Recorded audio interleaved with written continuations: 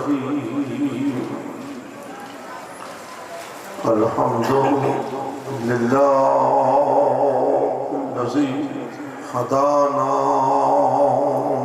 لهذا وما كنا لنهتدي لولا أن هدانا الله لقد جاءت رسل ربنا بالحق والصلاة والسلام على أصل ما في الوجود صلى الله في كل موجود نقطة دائرة الوجود صاحب لواء الحمد والمقام المحمود أبي القاسم محمد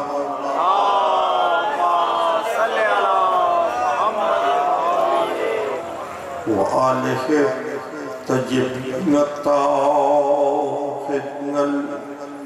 المعصومين المظلومين الذين عذب الله عنهم الرجس وطهرهم تطهيرا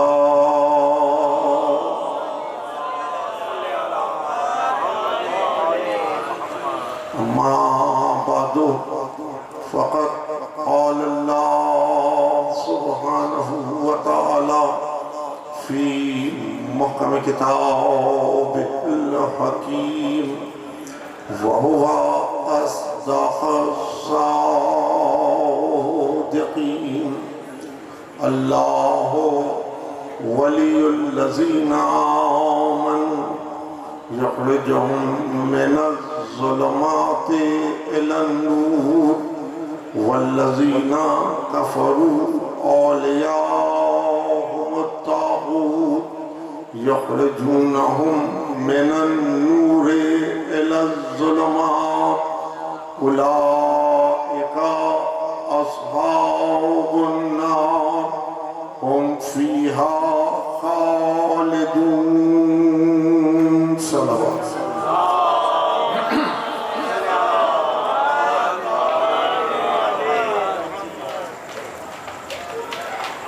ولایت حق ذیل میں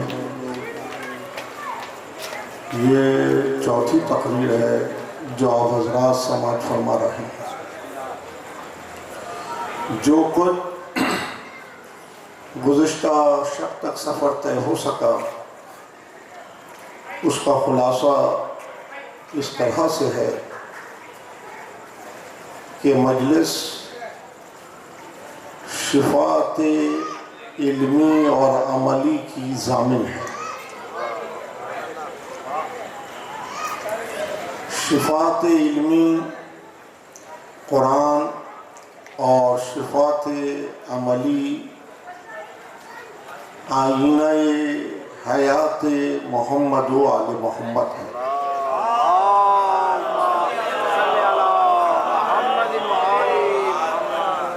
اور یوں انسان جب اس سے متمسک ہو جائے اپنے دامن کو باندھ لے تو وہ اپنی گمگشتہ حیات کو اس میں تلاش کرتا ہے.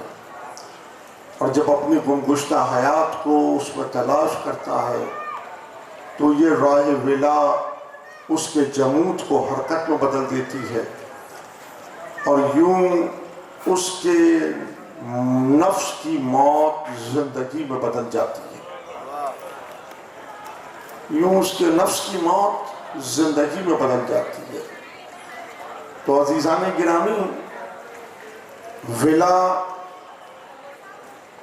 ولی، ولایت یہ اصطلاحات ہیں کہ جس سے کان غیر مانوس نہیں ہے، زبان ان کے صرف سے محروم نہیں ہے.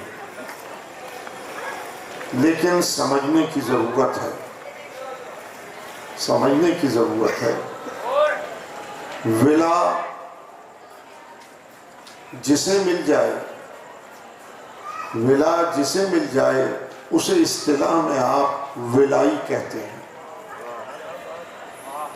ولا جسے مل جائے اسے آپ اصطلاح میں ولائی کہتے ہیں۔ ولا خوشبو ہے، ولا خوشبو ہے، ولا محبت ہے، ولا مودت ہے۔ جسے مل جائے اسے ولائی کہتے ہیں، اور جسے ولا مل جائے اور جو دائرۂ ولائی میں آ جائے تو پھر ولی سے ارتباط قائم کرتا ہے۔ ولی مددگار، ولی نگہبان، ولی سرپرست۔ تو جب تک دائرۂ ولائی میں قدم نہیں رکھیں گے اس وقت تک ارتباط مضبوط نہیں ہو سکے گا، اور جب یہ ارتباط مضبوط ہو جائے تو عزیزان گرامی قدم منزل بمنزل اپنے مرکز کی جانب گامزن ہوتا ہے۔ تو یوں یہ دائرۂ ولایت کے اندر اپنی حیات کو داخل کرتا ہے، اور یہ اس نقطۂ مرکزی سے بنتا ہے کہ جہاں فنا کا گزر نہیں، بقا ہی بقا ہے، اور اسی نقطے کو ولایت حق کہا جاتا ہے۔ اسی نقطے کو ولایت حق کہا جاتا ہے۔ اور جب دامن ولایت حق سے بن جائے، جب دامن ولایت حق سے بن جائے تو جیسا کہ کہا گیا کہ میں نہیں تو ہی تو، جب دامن ولایت حق سے بن جائے تو میں نہیں تو ہی تو۔ شب کی گفتگو یہاں آ کے ٹھہری تھی کہ جب تک عنایت کا بت نہ ٹوٹے، جب تک عنایت کا بت نہ ٹوٹے، جب تک انسان للہیت کے ساتھ سانس نہ کھینچے، تو عزیزان گرامی وہ ولایت حق سے اپنے دامن کو مربوط نہیں کر سکتا۔ جب عنایت کا بت ٹوٹ جائے، جب انسان میں کی نفی کرنا سیکھ جائے، تو عزیزان گرامی وہی اس کا دامن ولایت حق سے مربوط ہو جاتا ہے، وہیں اس کا دامن ولایت حق سے مربوط ہو جاتا ہے۔ جیسا کہ بار بار اس مکالمے کی تکرار ہے کہ لفظیات کو زبان پہ جاری کرنا آسان ہے، لیکن اس کی معنویت کو پانا امتحان ہے۔ اس کی معنویت کو پانا امتحان ہے، اور امتحان صاحب علم دیتا ہے، امتحان صاحب علم دیتا ہے، یعنی بے خبر امتحان نہیں دیتا، باخبر امتحان دیتا ہے، مجبور امتحان نہیں دیتا، صاحب اختیار امتحان دیتا ہے۔ اور زندگی ہے ہی امتحان سے عبارت، زندگی ہے ہی امتحان سے عبارت۔ لیکن عزیزان گرامی کوئی یہ نہیں کہہ سکتا کہ میں امتحان سے بری ہوں، کوئی یہ نہیں کہہ سکتا کہ میں امتحان سے بری ہوں۔ ہر نفس کو امتحان دینا ہے، کوئی نفس منزل امتحان سے آزاد نہیں، کسی کو امتحان سے مفر حاصل نہیں۔ لیکن یہ امر لطیف ہے، یہ امر لطیف ہے کہ بندوں کا امتحان جزوی ہے، بندوں کا امتحان جزوی ہے۔ اس کی شان کریمی یہ ہے کہ اس نے انسان کا امتحان کلی نہیں لیا۔ اس کی شان کریمی یہ ہے کہ اس نے انسان کا امتحان کلی نہیں لیا، اس نے انسان کا امتحان جزوی لیا ہے، اور جزوی منازل امتحانات کو جو راضی برضا طے کر دیتا ہے، جزوی منازل امتحانات کو جو اس کی مرضی کے مطابق طے کر دیتا ہے، تو عزیزان گرامی وہ اپنی حیات کو داخل حصار صبر کر دیتا ہے، وہ اپنی حیات کو داخل حصار صبر کر دیتا ہے۔ آیت صرف کروں، یاد رکھیں گے آپ کہ وَلَنَبْلُوَنَّكُمْ بِشَيْءٍ مِّنَ الْخَوْفِ وَالْجُوعِ وَنَقْصٍ مِّنَ الْأَمْوَالِ وَالْأَنفُسِ وَالثَّمَرَاتِ وَبَشِّرِ الصَّابِرِينَ الَّذِينَ إِذَا أَصَابَتْهُمْ مُصِيبَةٌ قَالُوا إِنَّا لِلَّهِ وَإِنَّا إِلَيْهِ رَاجِعُونَ۔ تمہارا رب تمہارا امتحان لیتا ہے، تمہارا رب تمہارا امتحان لیتا ہے۔ میرے عزیز، جب حیات منزل امتحان میں آئے تو پیش نگاہ یہ امر رہے کہ کتنا کریم ہے وہ کہ اس نے ہمارا امتحان کلی نہیں لیا، اس نے ہمارا امتحان جزوی لیا ہے۔ یعنی جب تذکیر امتحانات کر رہا ہے تو وہ بڑی ندرت کے ساتھ کرتا ہے۔ ایک ہی لفظ ہے جس کے صرف کے ساتھ وہ اپنی کریمی کا مظاہرہ کرتا ہے کہ وَلَنَبْلُوَنَّكُمْ بِشَيْءٍ مِّنَ الْخَوْفِ۔ لفظ من کو صرف کر اس نے اعلان کیا کہ میں نے انسان کا امتحان کلی نہیں لیا، میں نے انسان کا امتحان جزوی لیا ہے۔ من الخوف، خوف میں سے کچھ،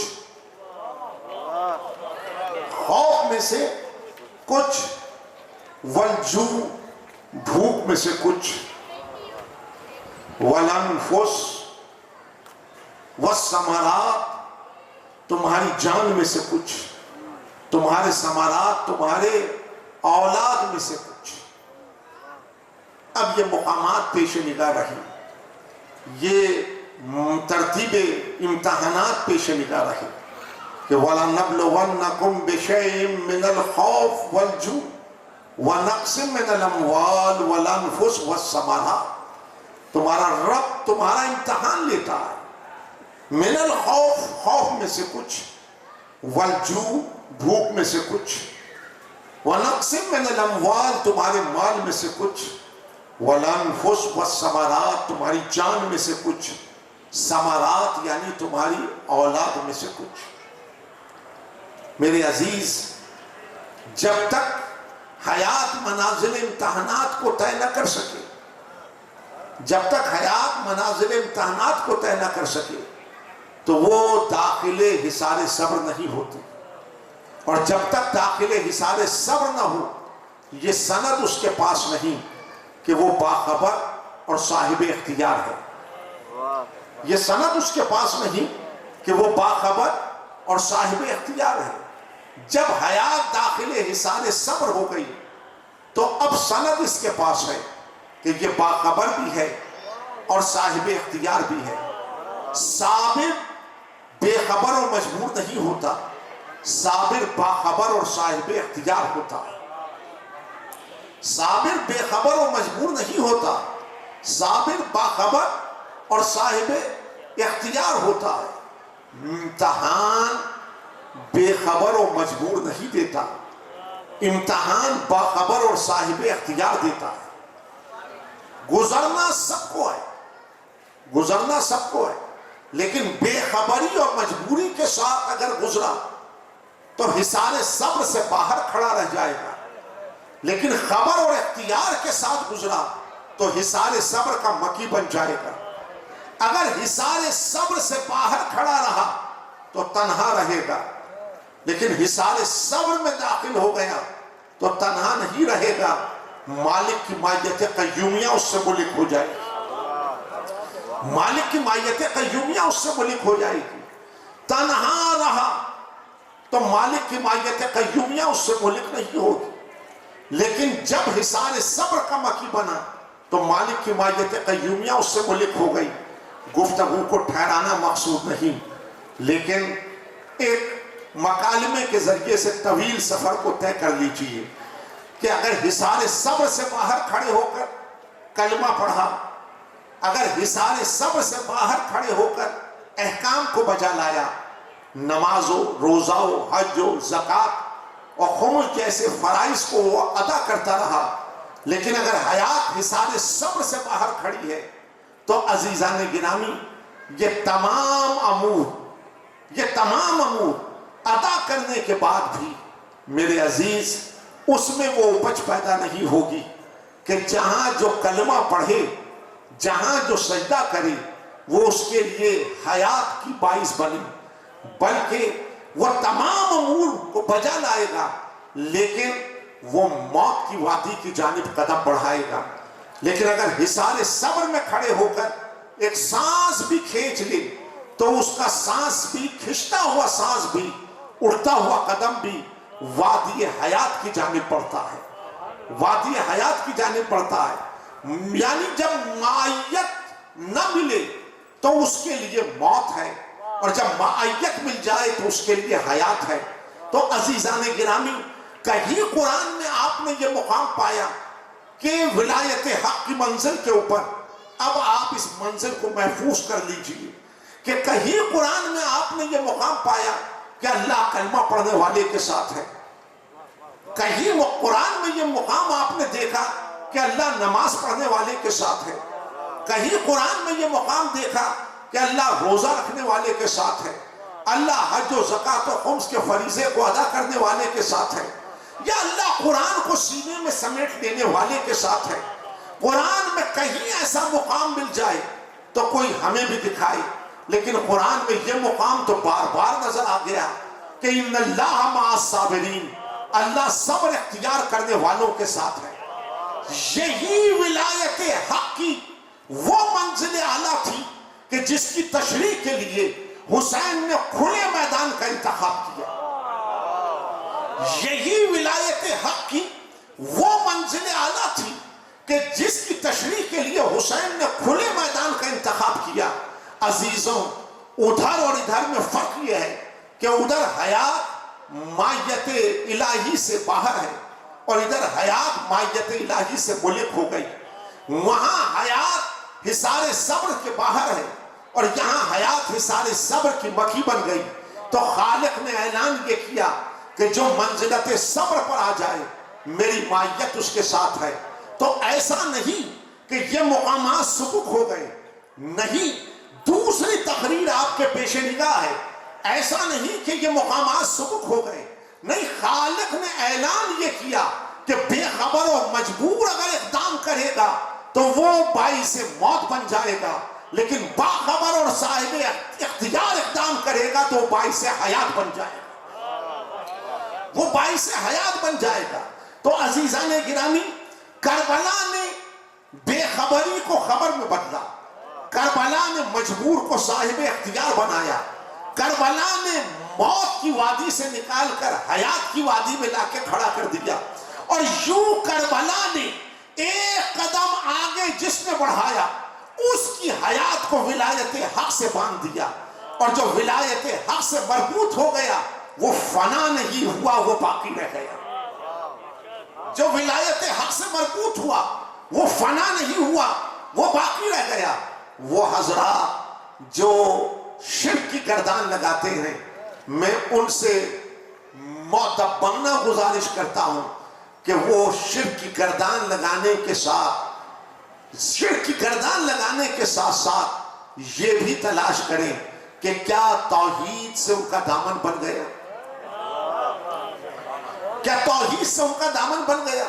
صبح و شام ہر منزل پر اٹھتے بیٹھتے آپ کہیں یہ بھی شرک، یہ بھی شرک، یہ بھی شرک. تو کیا اس تکرار کے بعد آپ کا دامن توحید سے بن گیا؟ نہیں.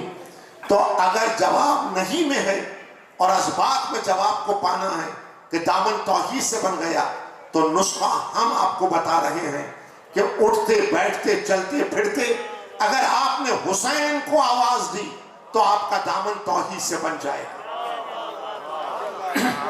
آپ کا دامن توحید سے بن جائے گا. یہ میرا خطابت کا مکالمہ نہیں ہے. یہ میرے خطابت کا مکالمہ نہیں ہے. میں حقائق پہ مبنی مکالمہ کرتا ہوں. میں رسمی مکالمے کا قائل نہیں. میں معنوی مکالمہ کرنے کا عادی ہوں. عزیزان گرامی، سب کچھ ادھر تھا لیکن یہ نسخہ مجھے ہر نے سمجھایا.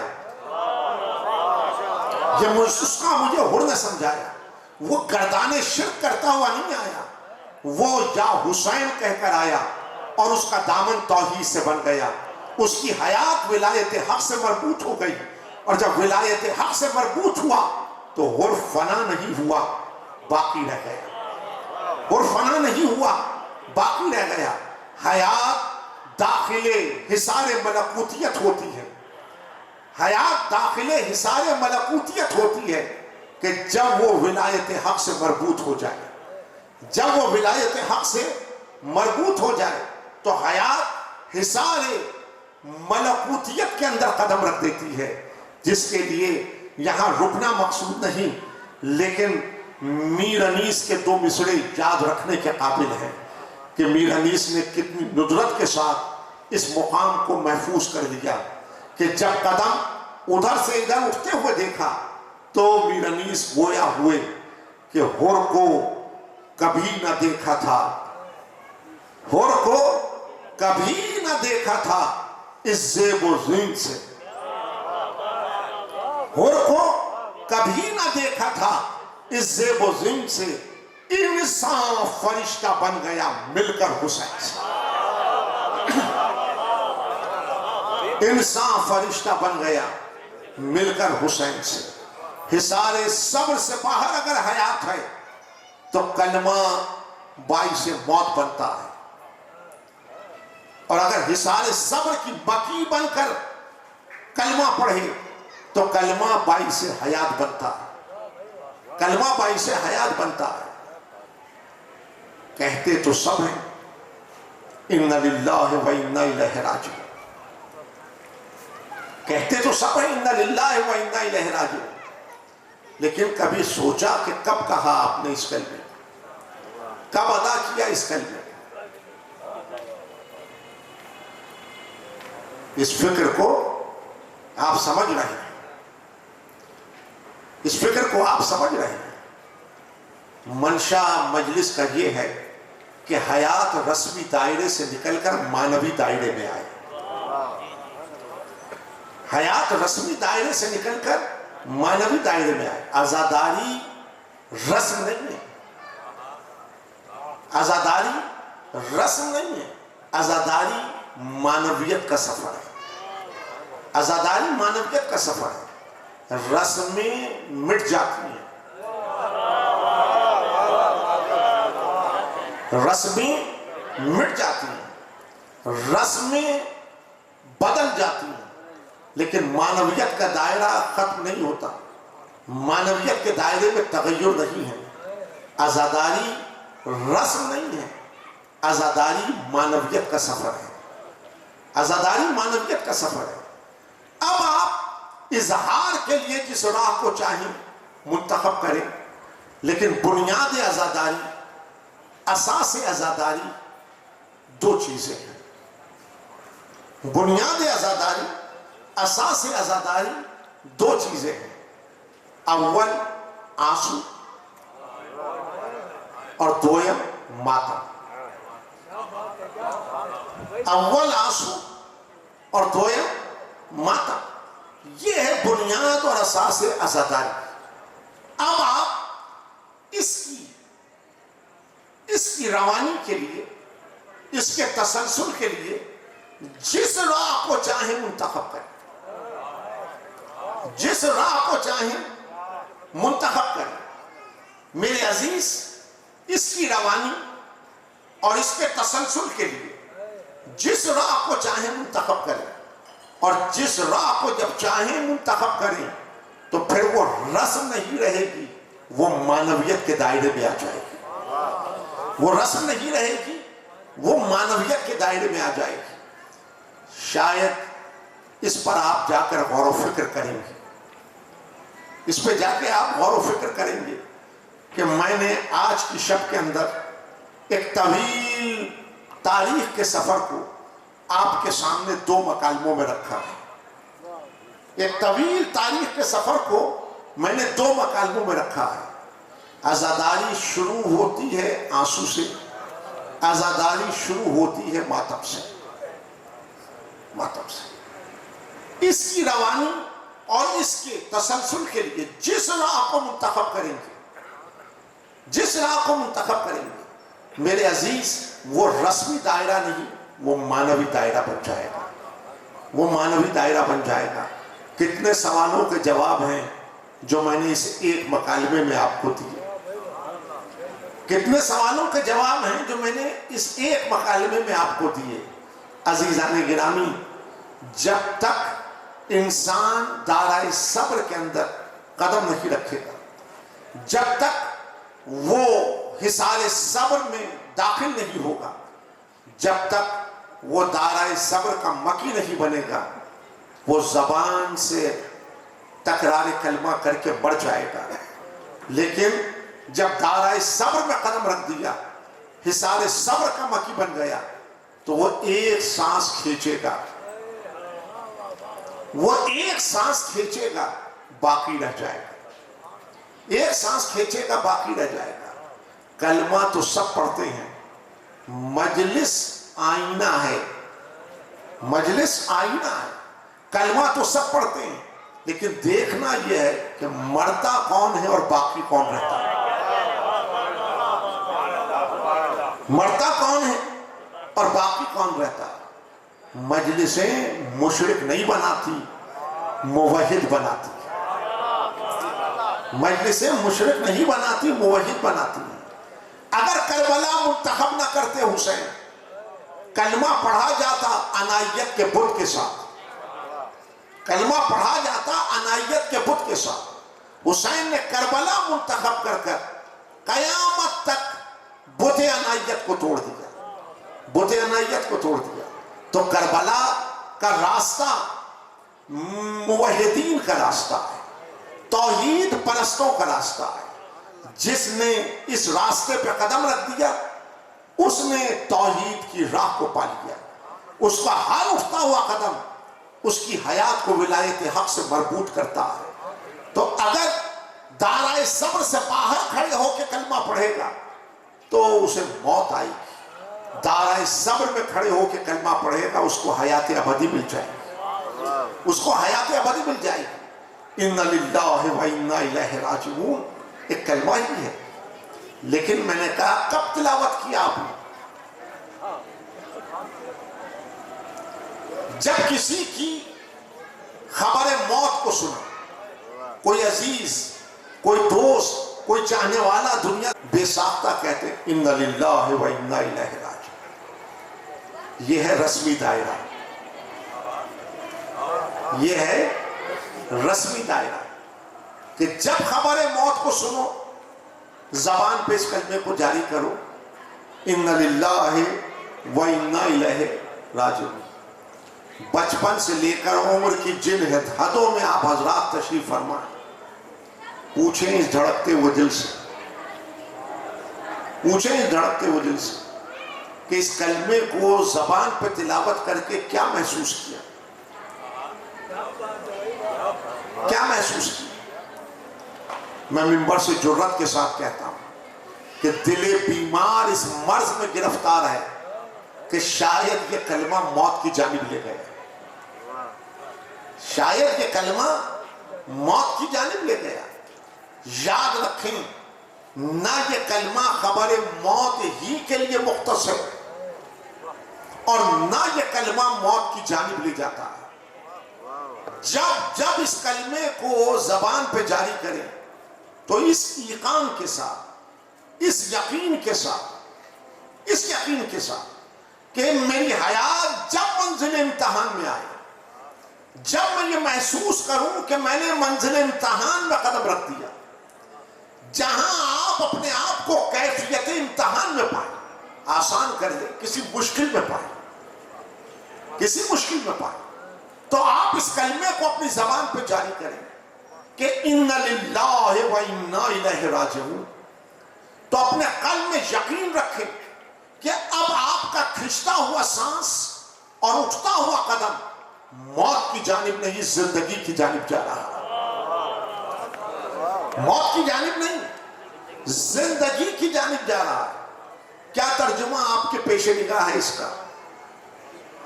کیا ترجمہ پیش نگاہ ہے آپ کے اس کا؟ اِنَّ لِلَّهِ وَإِنَّا إِلَيْهِ رَاجِعُونَ جا کے پڑھ دیجئے گا. لیکن آج اس کے لطف کو محفوظ کریں. آج اس مقام میں لطف کو آپ محفوظ کر لیں.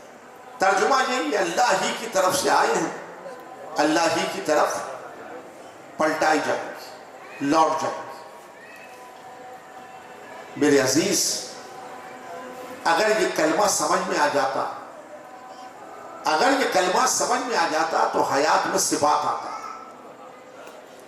اور جہاں ثبات آئے وہیں حیات ولایت حق سے مربوط ہو جاتی. لیکن حیات میں فرار ہے. جب منزل فرار آئے تو حیات ولایت حق سے دور ہو جاتی ہے. حیات ولایت حق سے دور ہو جاتی ہے. موت سے بھاگو گے تو ولایت حق سے دور ہو جاؤ گے. موت سے بھاگو گے تو ولایت حق سے دور ہو جاؤ گے. موت کا پیچھا کرو گے ولایت حق سے قریب ہو جاؤ گے. ولایت حق سے قریب ہو جاؤ. حافظ سلامت رہنا چاہیے. کسی موقع و منزل پہ میں نے کہا تھا کہ حسین نے آغاز کربلا سے اختتام کربلا تک اسی کلمے کو بار بار زبان پہ جاری کیا. اسی کلمے کو بار بار زبان پہ جاری کیا. مدینے سے نکلے تھے، سواری میں سوار ہو رہے تھے، رکاب میں پاؤں ڈالا تھا تو کہا اِنَّ لِلَّهِ وَإِنَّا إِلَيْهِ رَاجِعُونَ.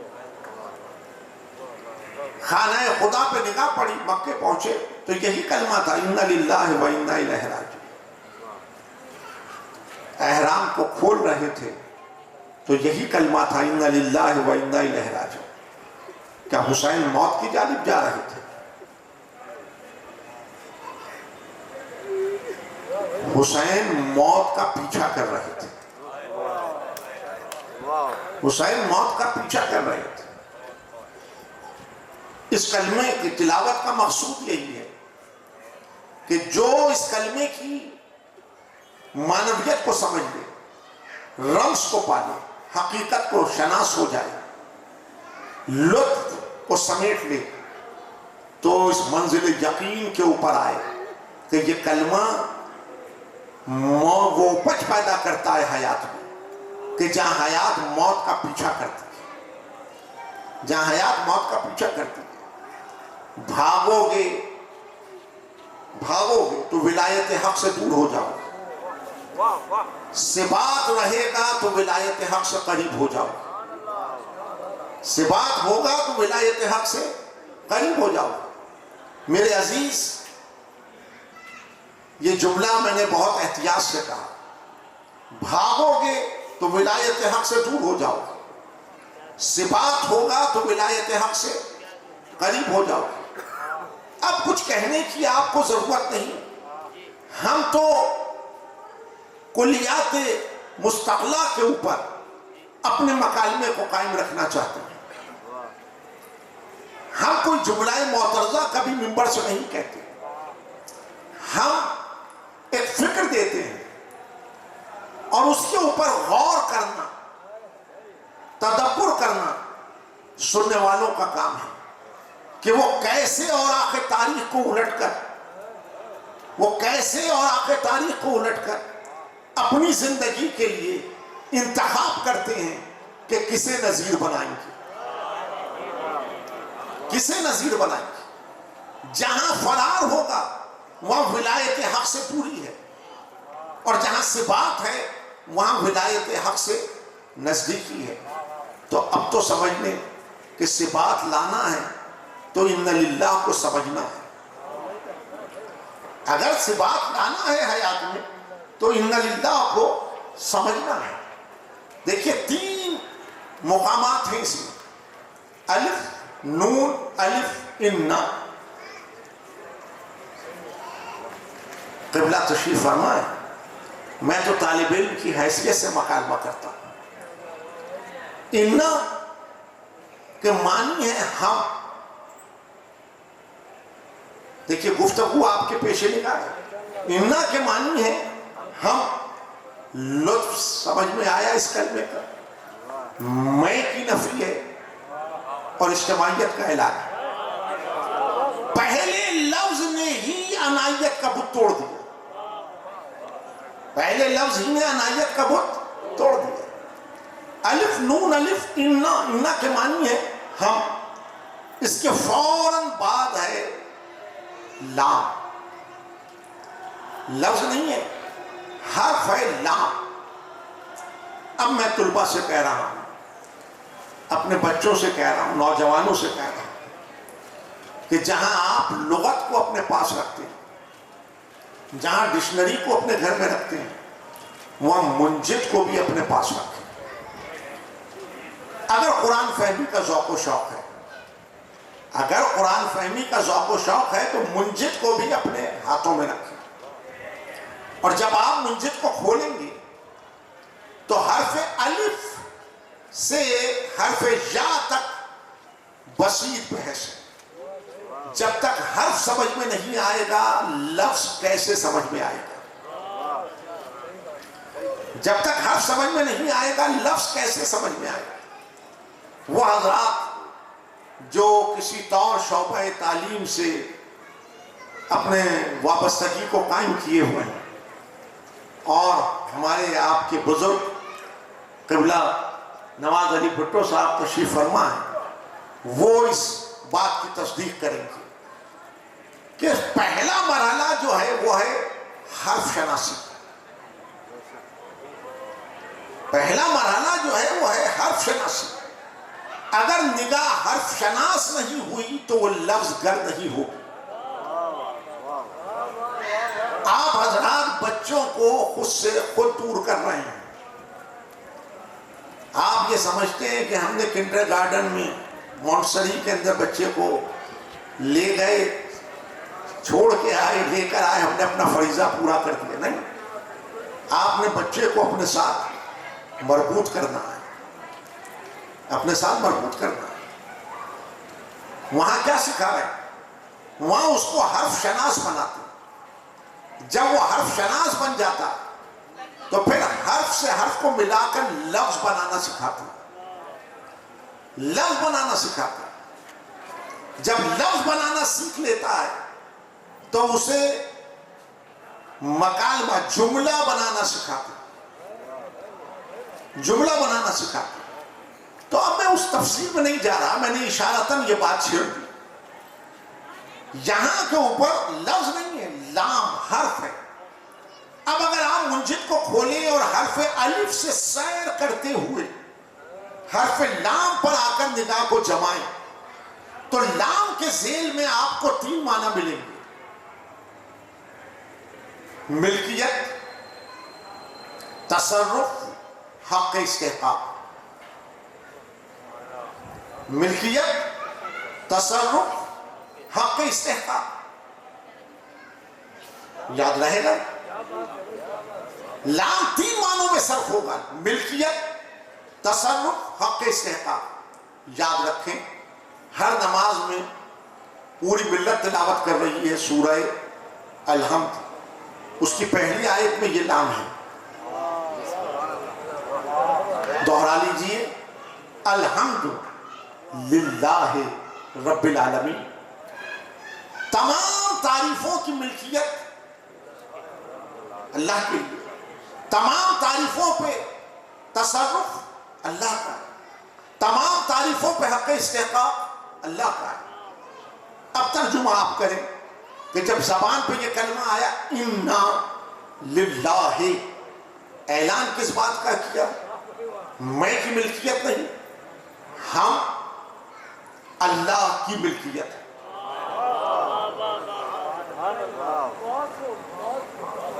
ہم اللہ کی ملکیت ہے. میں کا تصرف نہیں، ہم پر اللہ کا تصرف ہے۔ میں کا حق استحقاق نہیں، ہم پر اللہ کا حق استحقاق ہے۔ شب کی گفتگو ذہن میں، علی نے پوری زندگی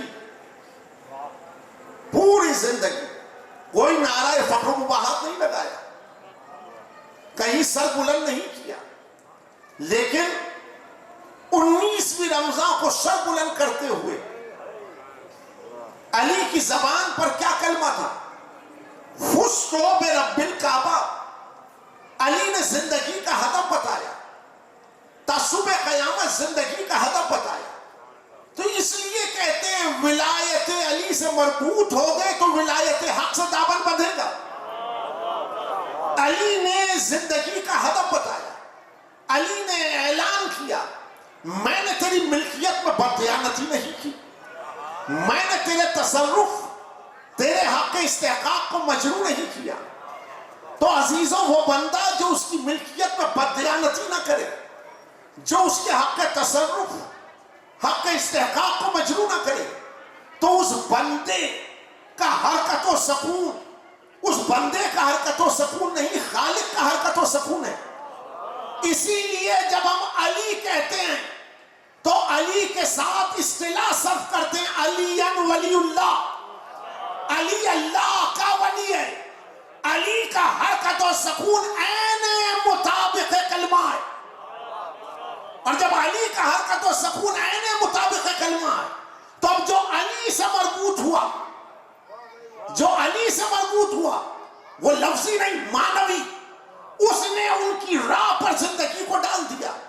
تو عزیزان گرامی وہ راہ علی سے راہ حق کو پائے گا، وہ راہ علی سے راہ حق کو پائے گا۔ انا للہ، میں کی ملکیت نہیں، اللہ کی ملکیت ہے۔ میں کا تصرف نہیں، اللہ کا تصرف ہے۔ میں کا حق استحقاق نہیں، اللہ کا حق استحقاق ہے۔ چلیے چلتے چلتے ایک سوال اپنی حضوری میں رکھیں۔ جب ملکیت اس کی ہے، تصرف اس کا، حق استحقاق اس کا، تو یہ انسان غمزدہ و ملول کیوں ہوتا ہے؟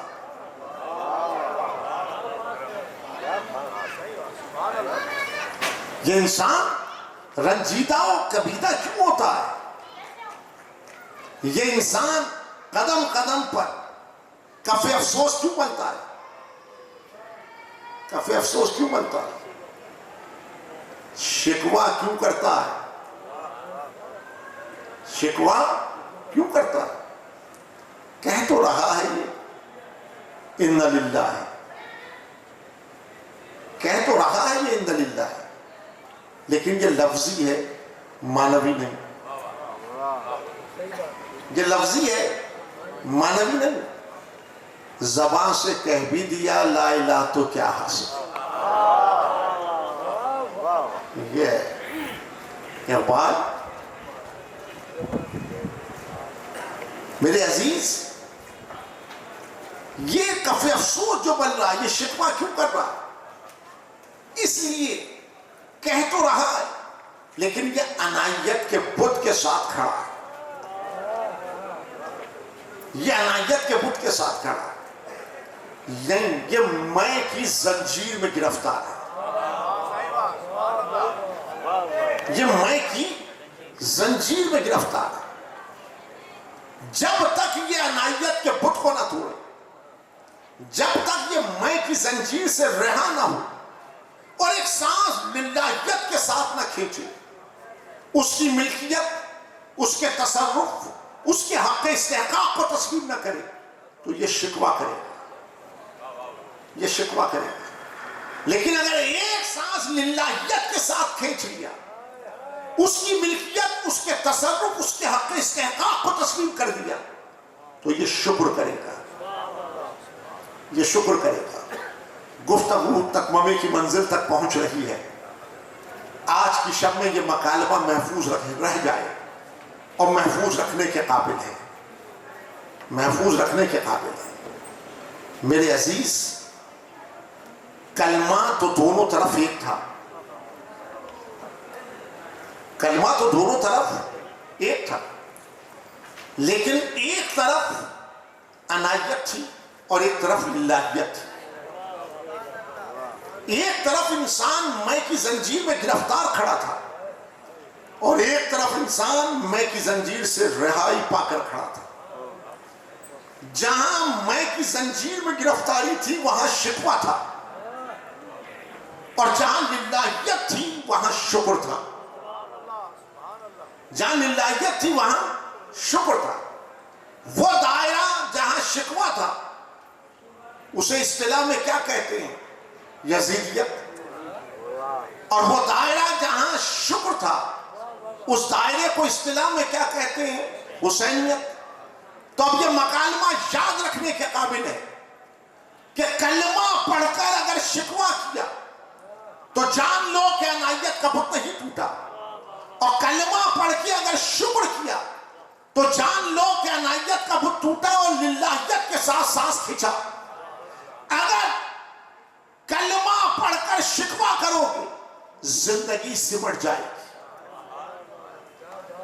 اور اگر کلمہ پڑھ کر شکر کرو گے تو حیات کو طول مل جائے گی۔ پوری کربلا کا خلاصہ ایک مکالمے میں یہ ہے کہ کلمہ دونوں طرف ایک تھا، لیکن ایک طرف شکوہ اور ایک طرف شکر۔ شکوہ ولایت حق سے دور کر دیتا ہے، شکر ولایت حق سے دامن کو باندھ دیتا ہے۔ شکوہ زندگی کو سمیٹ لیتا ہے، شکر زندگی کو طول دے دیتا ہے۔ شکر زندگی کو طول دے دیتا ہے۔ تو کلمہ سب پڑھ رہے ہیں، لیکن میں مجلس اس لیے برپا کر رہا ہوں کہ کلمہ پڑھا نہ جائے، کلمے کی معنویت کو پایا جائے، کلمے کی معنویت کو پایا جائے۔ کلمہ پڑھ کر کوئی یقین کے ساتھ کہے، کلمہ پڑھ کر کوئی یقین کے ساتھ کہے کہ میں باقی رہوں گا، لیکن میں یا حسین کہہ کے کہتا ہوں میں باقی رہوں گا۔ بغیر یا حسین کہہ کے ہزاروں نے کلمہ پڑھا مر گئے، لیکن 72 نے یا حسین کہہ کے کلمہ پڑھا باقی رہ گئے، باقی رہ گئے۔ حسین رمز ہے، حسین رمز ہے کلمہ لا الہ کا، حسین رمز ہے کلمہ لا الہ الا اللہ کا۔ جس نے اس رمز کو پا لیا اس نے کلمے کو رسمی دائرے سے نکل کر معنوی دائرے میں کھڑا ہو کر ادا کیا، اور جس نے معنوی دائرے میں کھڑے ہو کے کلمے کو ادا کر دیا اسی کے لیے بقا ہے، اسی کے لیے زندگی ہے۔ مرکز سے ہٹو گے تو حیات کا پتہ نہیں چلے گا۔ کل دروازے پہ آگ تھی، کتنی جلدی زمانہ بدل گیا۔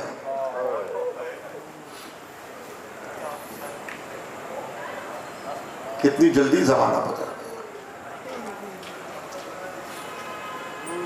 لیکن رونے کے لیے تو بس پوری زندگی یہی کافی ہے کہ رسول کی بیٹی کی ٹوٹی ہوئی پسلیاں،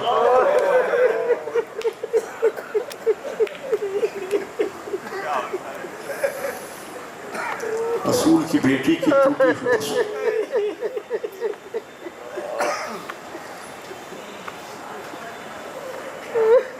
کیا کنبے کا عالم ہوگا، کیا کنبے کا عالم ہوگا۔ زہرا نے کہا ابوالحسن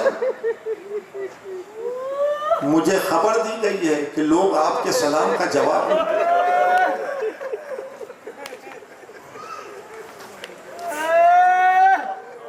کہاں زہرا سلام کرنا تو درکنار، کوئی اب میرے سلام کا جواب بھی نہیں دیتا۔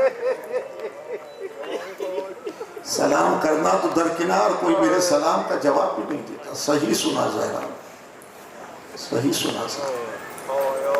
لیکن ایک چند دن گزرے تھے کہ زہرا کو یہ خبر دی گئی کہ علی کے گلے میں رسن باندھ کر مدینے کی گلیوں میں کھینچا جا رہا ہے. علی کے گلے میں رسن باندھ کر مدینے کی گلیوں میں کھینچا جا رہا ہے. پھر کہہ رہا ہوں مظلوم کمزور نہیں ہوتا،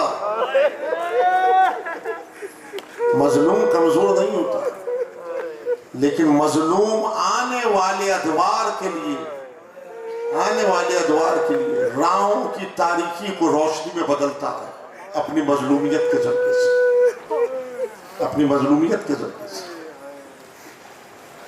گلے میں رسن باندھ کر علی کے کھینچا جا رہا ہے. علی کمزور ہو گئے. علی فاتح ہیں ہر میدان کی.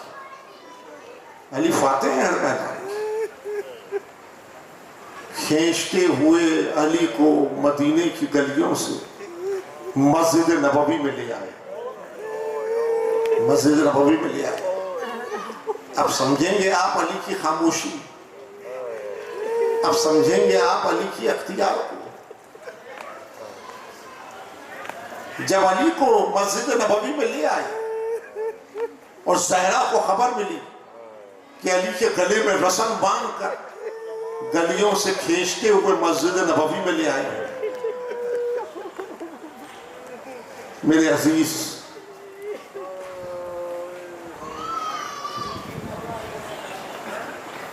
یہ برداشت نہ کر سکا.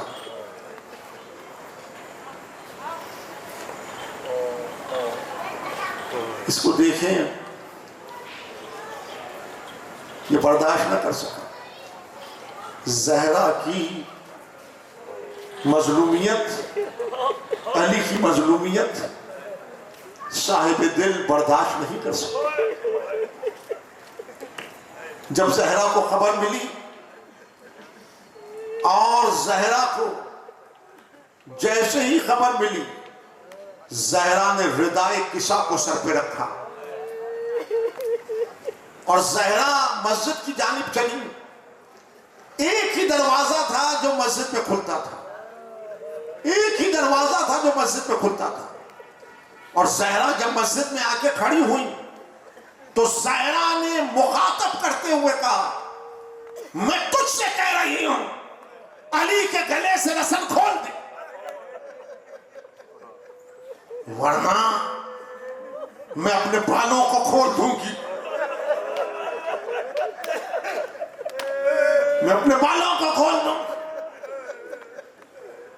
اب جانیے علی کا اختیار، اب جانیے زہرا کا اختیار. مسجد بھری ہوئی تھی، لوگ کتنی جلدی پلٹ گئے تھے. کہا اگر رسی نہیں کھولی تو میں اپنے بالوں کو کھول دوں گی. علی کے کانوں میں آواز آئی کہ سلمان دیر نہ ہو، زہرا پہ سر رکھ دے. جا کر پائے اقدس سے زہرا پہ سر رکھ دے اور زہرا سے کہے کہ امیر المومنین حکم دے رہے ہیں. علی نہیں، امیر المومنین حکم دے رہے ہیں، ہاتھوں کو نیچے کر دیجئے.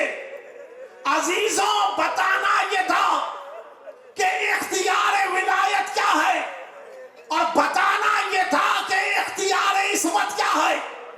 زہرا نے ابھی ردا میں ہاتھ بلند کیے تھے، سلمان نے پائے اقدس سے زہرا پہ آ کے سر رکھ دیا.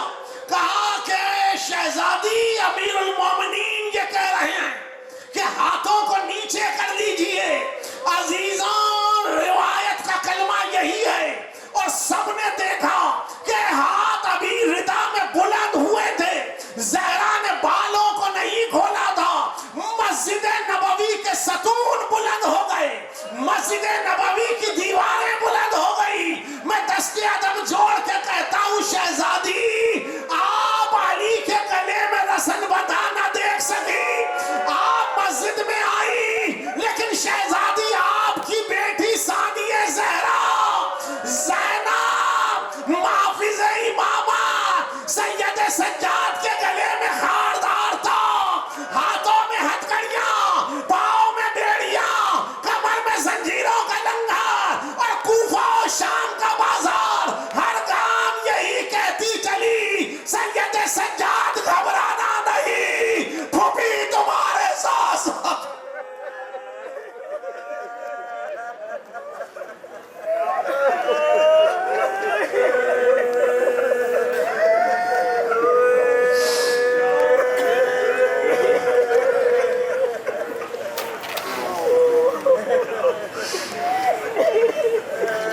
وَسَيَّعْلَمُ الَّذِينَ ظَلَمُوا أَيَّامًا قَلِبًا يَنْقَلِبُونَ الہی و سیدی یا مولا یا پروردگار ہماری اس عبادت کو اپنی بارگاہ میں قبول فرما۔ پروردگار حاضرین مجلس کی جملہ حاجات شریعہ کو بردار۔ پروردگار بانیان مجلس کی توفیقات میں اضافہ فرما۔ پروردگار بانیان مجلس کی مرحومین، حاضرین مجلس کی مرحومین، شہدائے ملت جعفریہ کے درجات کو بلند فرما، انہیں اعلیٰ علیین میں جگہ عنایت فرما، ان کے گناہان کبیرہ و صغیرہ کو معاف فرما۔ پروردگار جو بے روزگار ہیں باب الحوائج کے صدقے میں انہیں روزگار عطا فرما، جو برسر روزگار ہیں ان کے رزق میں خیر و برکت عطا فرما۔ پروردگار جو بیمار ہیں بیمار کربلا کے صدقے انہیں صحت کاملہ اور عاجلہ عنایت فرما۔